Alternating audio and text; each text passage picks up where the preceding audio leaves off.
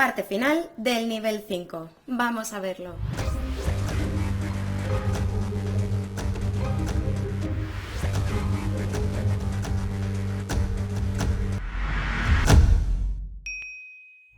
Hola y bienvenidos a Enigma, un canal en el que ya sabéis que hablamos de cosas raras. Y en esta serie estamos viendo esta enorme lista de teorías extrañas y de la conspiramiau. Estamos en el nivel 5 de 15. Por si acabáis de llegar, que sepáis que tenéis una lista de reproducción en el canal con los niveles anteriores. Y si me acuerdo, dejaré un link abajo.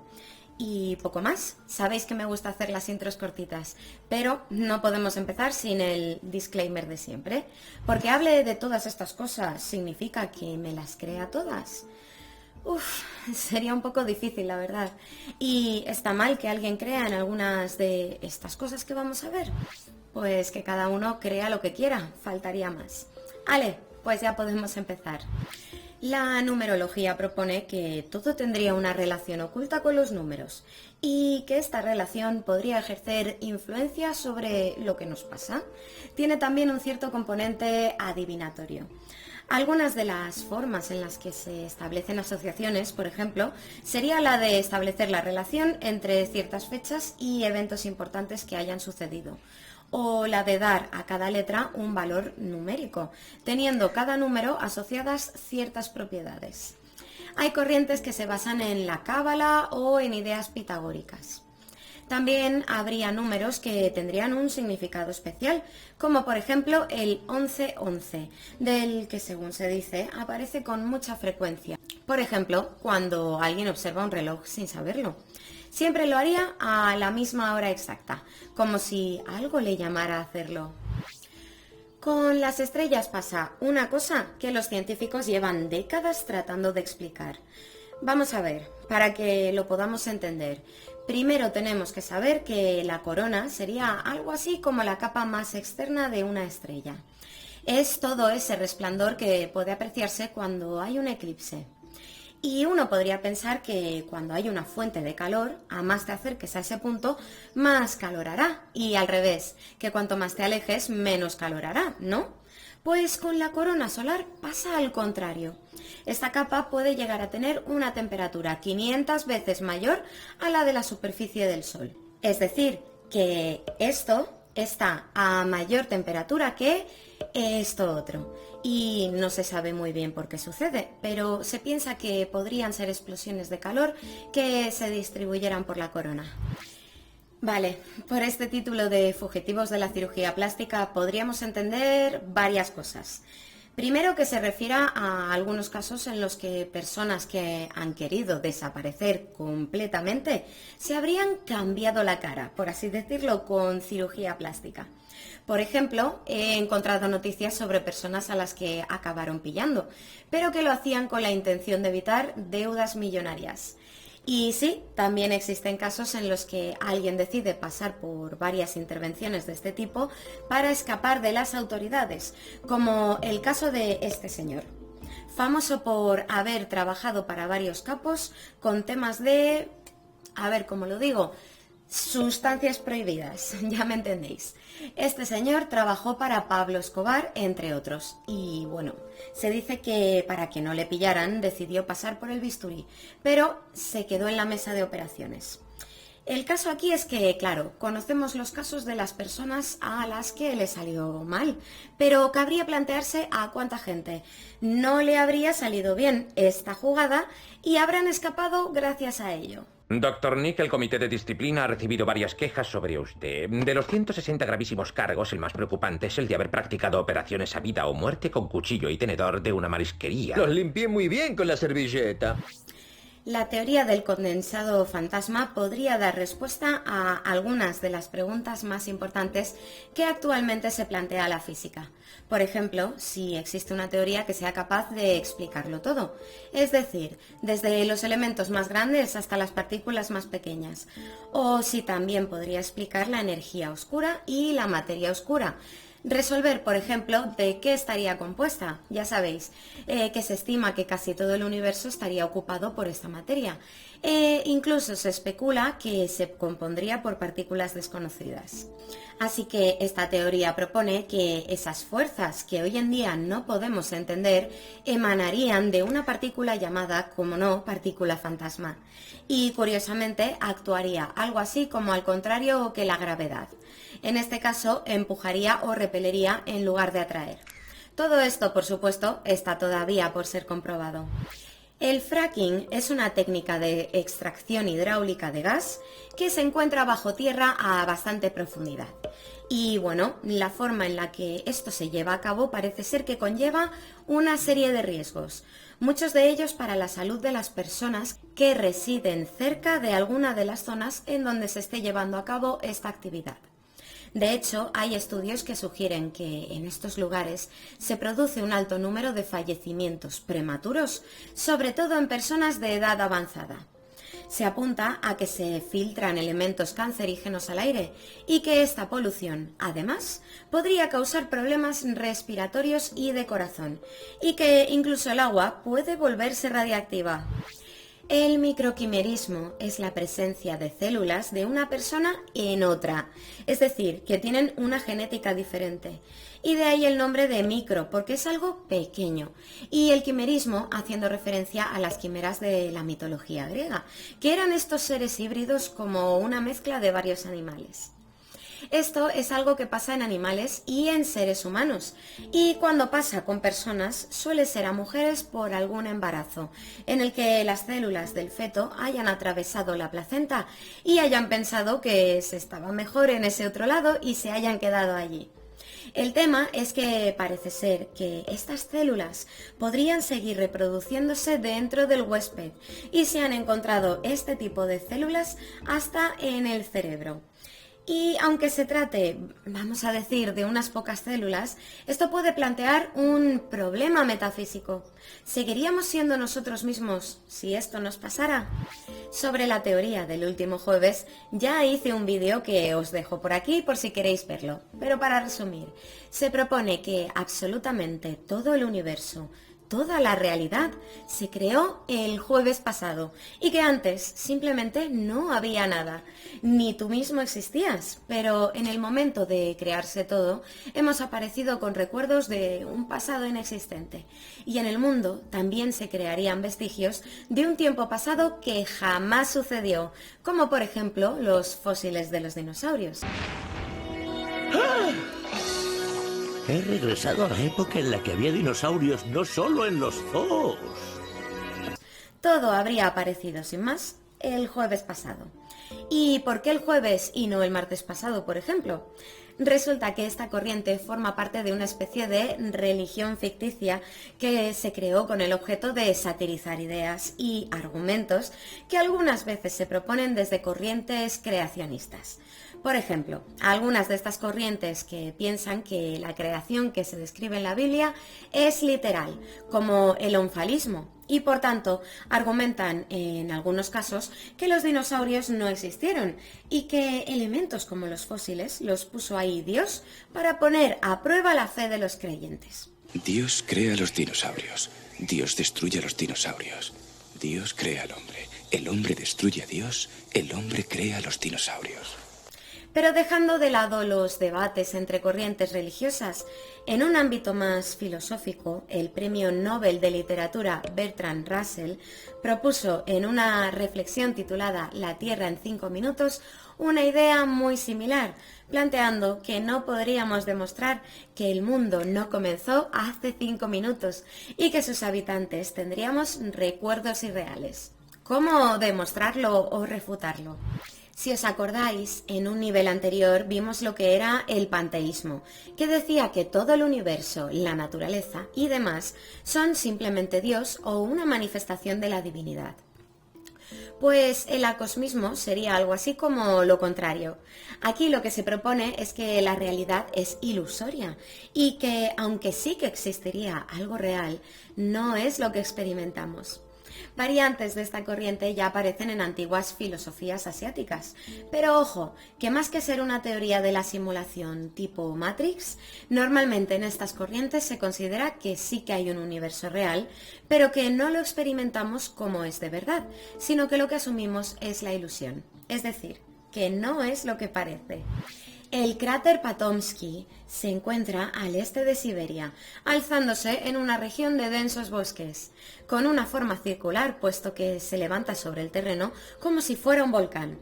El cráter ya era conocido por los nativos cuando llegó la primera expedición científica al lugar, que lo llamaban el nido del águila de fuego, y que prevenían a todo el que se quisiera acercar al lugar de que algo maligno habitaba allí.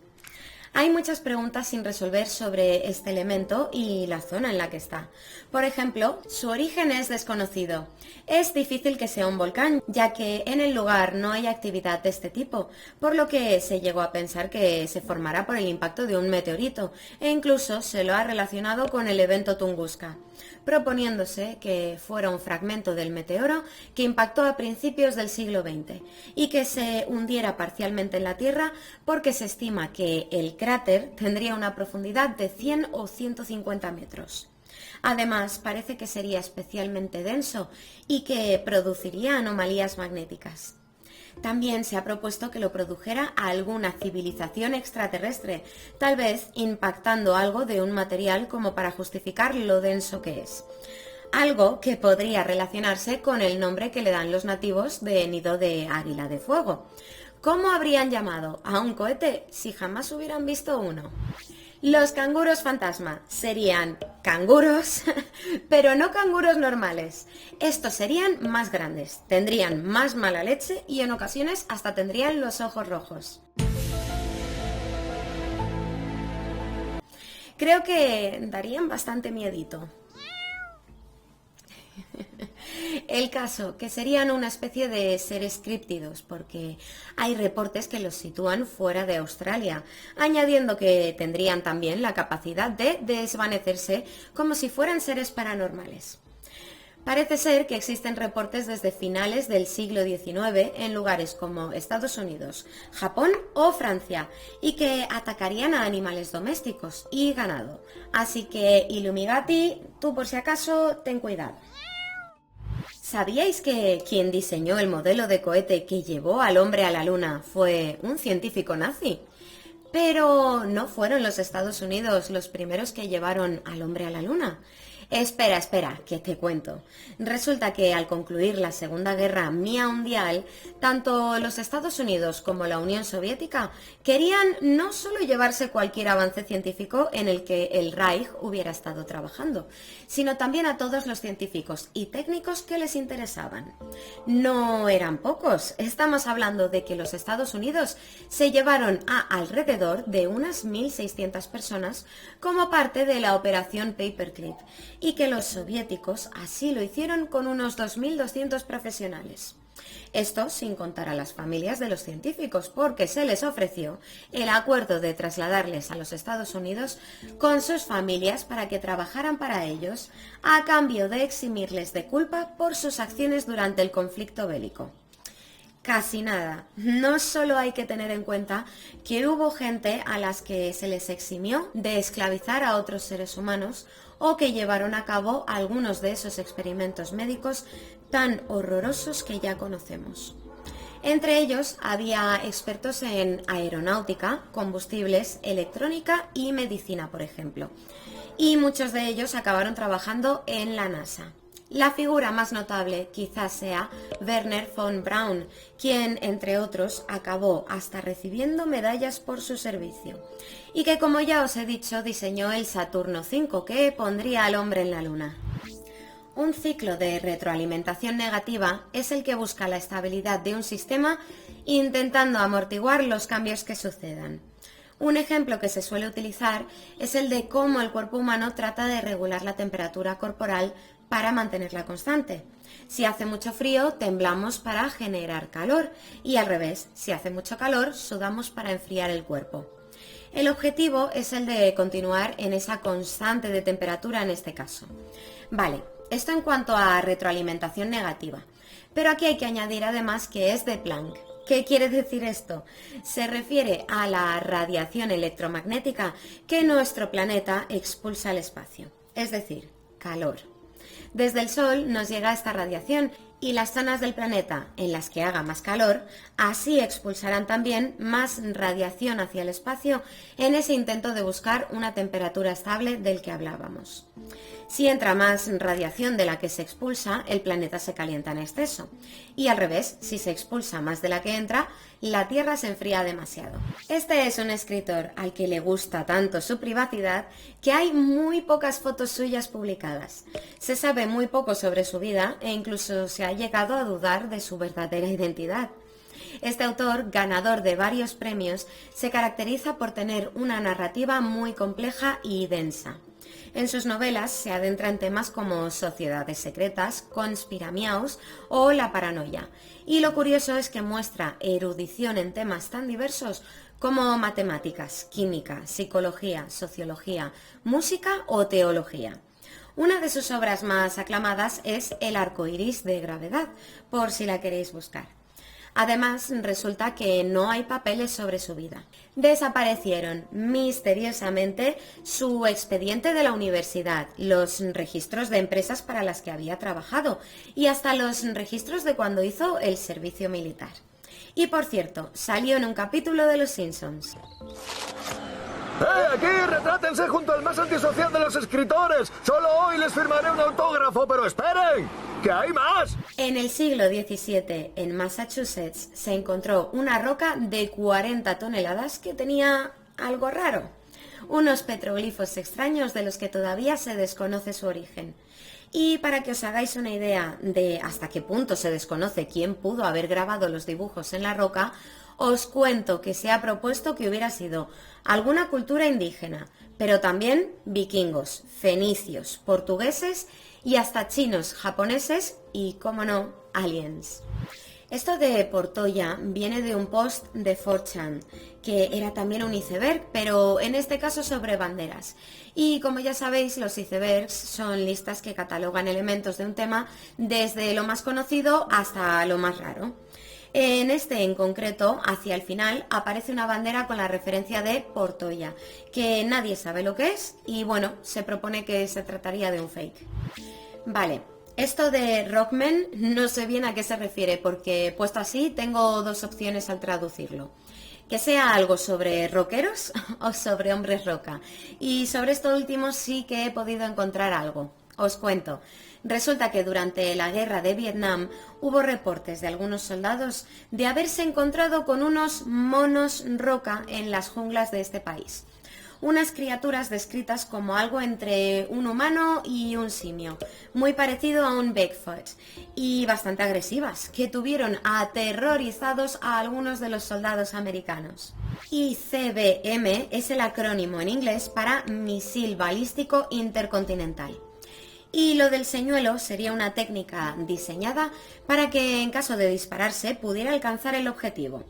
Esto consistiría precisamente en lanzar señuelos que en los radares fueran detectados como misiles, aunque no lo fueran, lo que despistaría a los sistemas antimisiles del bando contrario, mientras se lanzará el misil real. Se piensa, por ejemplo, que además de los típicos países occidentales como Estados Unidos, que Corea del Norte también contaría con esta tecnología. O que otros países que no la tuvieran hicieran ver que sí con algunos de estos señuelos.